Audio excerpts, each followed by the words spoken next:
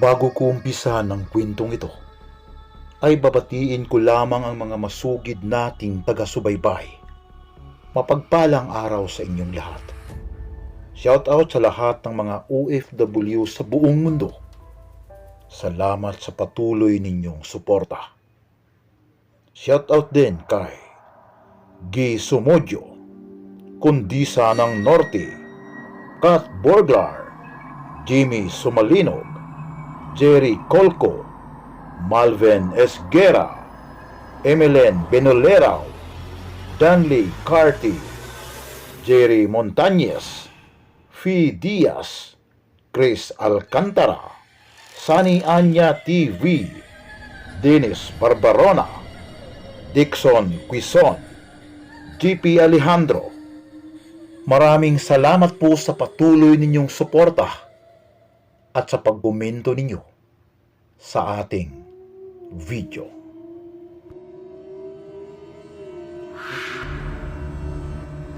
Umpisahan natin ang ikalawang tagpo ng ating kwento. Nagdadalawang isip itong si Edie Cernel kung sundin ba nito ang sinabi ng kanyang panaginip. Napapaisip ito habang nakatingin sa napulot niyang tari sa daan na nakalagay sa ibabaw ng kabinet at ito'y kanyang kinuha. Totoo kaya ang sinabi ng matanda sa aking panaginip? Paano kung hindi totoo? Totoo man o hindi, ayokong magsugal. Wala din naman akong pera eh. Tama. Ang kailangan ko ngayon ay trabaho. Wika ni Edie sa kanyang sarili. Hanggang sa di kalaunan ay muling nakatulog itong si Edie. At kinabukasan ay maagang nagtungo itong si Edie sa universidad para sana magpa-enroll sa kursong nutikal. Subalit nang lumo itong si Edie dahil sa sobrang mahal ng kanyang dapat bayaran. Hindi ko alam na ganito pala kamahal ang kursong ito. Saan ako kukuha ng pambayad? Hindi sapat ang pa-extra-extra kong trabaho. Kailangan ko pang pag-aralin ang kapatid ko. Hindi na yata matutuloy ang pangarap mong maging isang marino. Wikang muli ni Edie sa kanyang sarili. Subalit biglang sumagi sa isipan ni Edie ang kanyang panaginip. Subukan ko kayang gamitin ang napulot kong tari. Kung totoong may bertud ito, wala namang mawawala sa akin. Pagkatapos masambit ni Edie ito sa kanyang sarili, ay dali-dali itong umuwi sa kanilang bahay.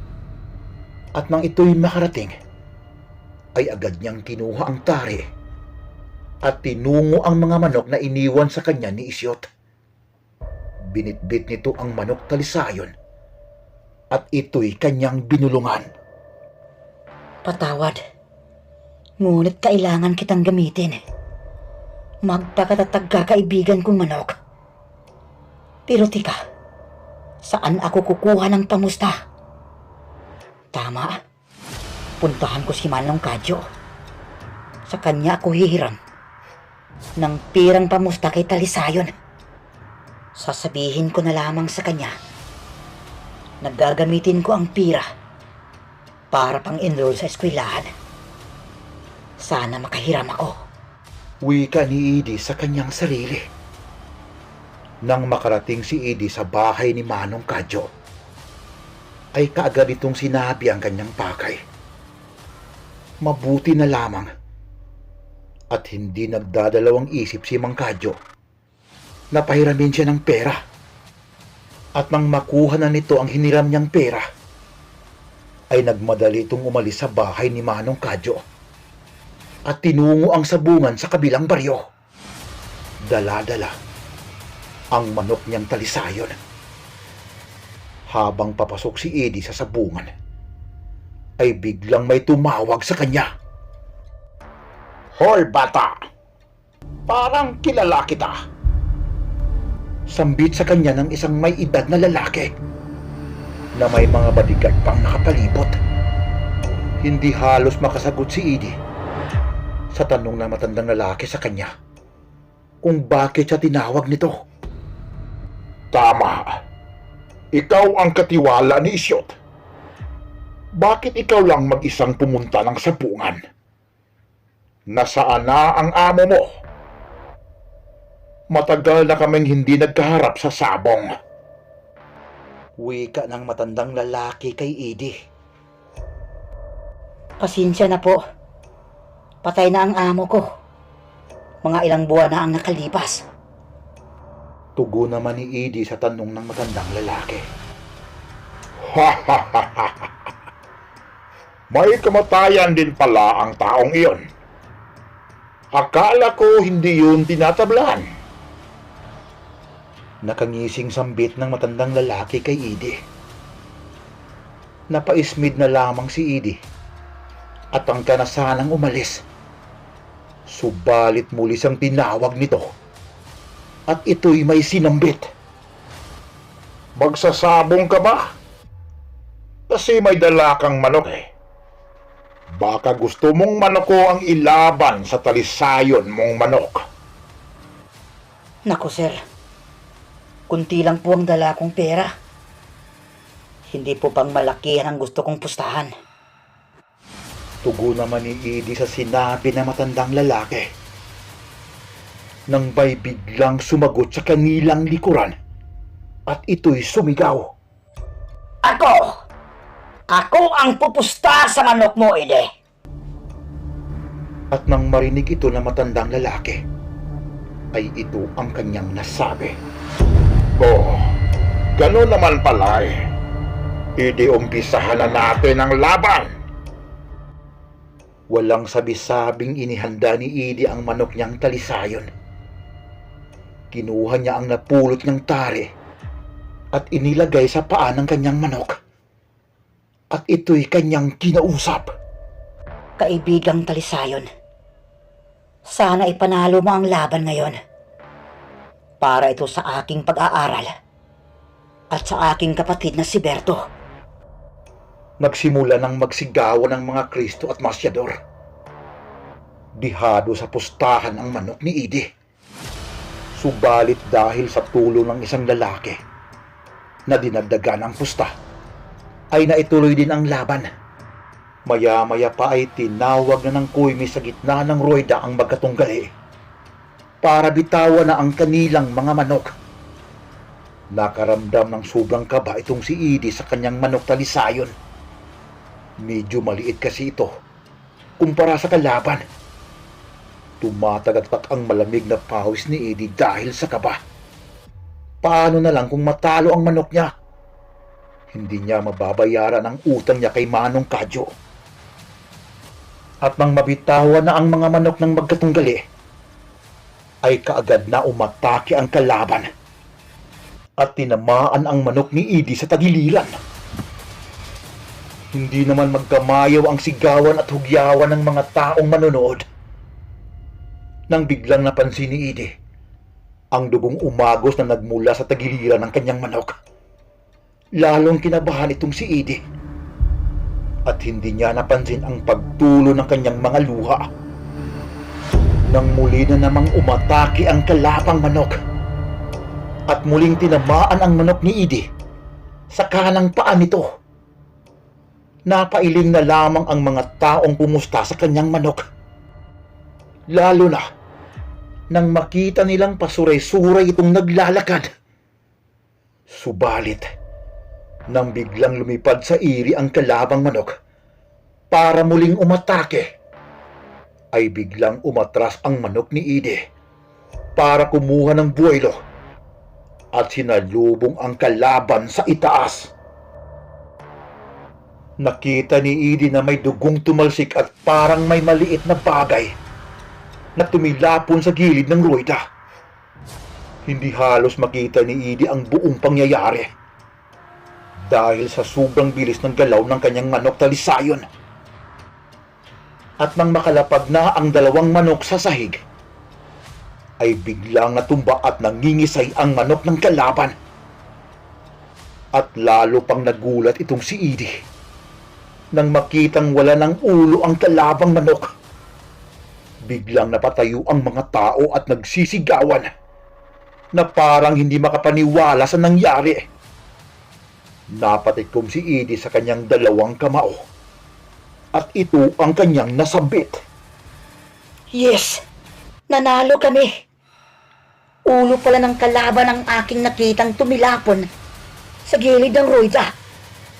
Totoo nga pala ang birtud ng taring aking napulot. At nang ibinaling ni Edie ang kanyang paningin sa may-ari ng kalabang manok, nakita nito na napasuntok sa upuan ang matandang lalaki habang ito'y nagmumura. Parang nahihiya ito sa kanyang pagkatalo. At dahil sa hindi niya matanggap ang kanyang pagkatalo, ay muli niyang hinamon si Edie. Subalit tinanggihan ni Edie ang kanyang hamon at nagmamadali itong umuwi sa kanilang bahay para gamutin ang kanyang manok. Tuwang-tuwa si Edie na umuwi dahil may pera na itong pambayad sa utang niya kay Manong Kadyo at may pang-enroll na siya sa kolehiyo. Nang sumunod na araw, ay nagtungong muli si Edie sa universidad para magpa-enroll sa kursong nautikal. Nang matapos ang makapag-enroll, ay kaagad din itong umuwi ng bahay. Subalit habang ito'y naglalakad, ay biglang tumulo ang kanyang mga luha. Hindi ito makapaniwalang makapag-aaral na siya. Silang dalawa ng kanyang kapatid na nasa high school. Subalit habang iniisip ni Edie ang mga ito, ay bigla na namang sumagi sa kanyang isipan kung paano niya maitaguyod ang kanilang pag-aaral.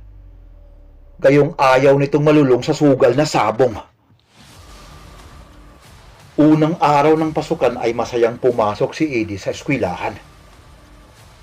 Ngunit napansin niyang pinagtatawanan siya ng kanyang mga kaklase dahil Sabado'y niyang purmahan. Wala pa kasi itong pambili ng kanilang uniforme. Subalit hindi niya ito pinansin ang mga pangungutyang iyon ng kanyang mga kaklase. Basta ang nasa kanyang isipan lamang ay makatapos sa kolehiyo at matupad ang kanyang mga pangarap sa buhay. At habang pauwi na ang magkakapatid, ay ito ang kanilang napag-usapan.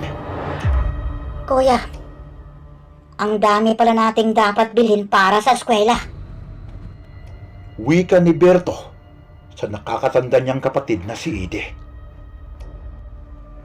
Kami din, Berto. Sobrang mahal ng aming mga bilihing libro.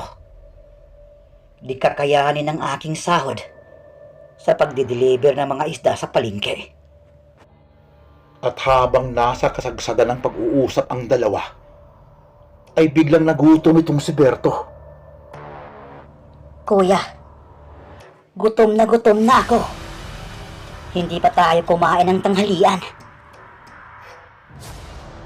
O ito, Berto. May tinapay pala ako dito. Pagkasyahin na lang natin ito ngayong gabi. Bukas ng umaga, ay magkakapit na lang muna tayo. Saka na lang ako maghanap ng mapagkakitaan pagkatapos ng ating klase.